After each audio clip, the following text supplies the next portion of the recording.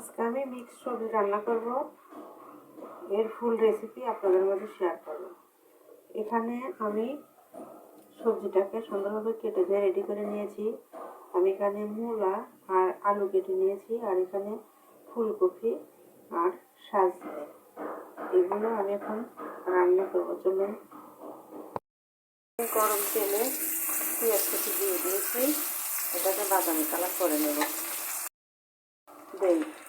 এখানে 5 ফোড়নটা দিয়ে দিলাম।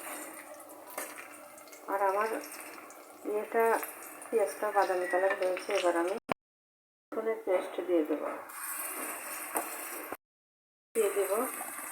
কিছু কাঁচামরিচ, 1 চামচের মতো ধনিয়া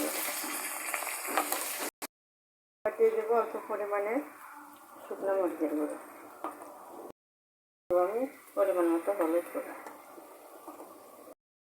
দেবো, আমি স্বাদ মতো লবণ। এবার আমি অল্প পরিমাণে পানি দিয়ে মশলাটাকে কষিয়ে নেব।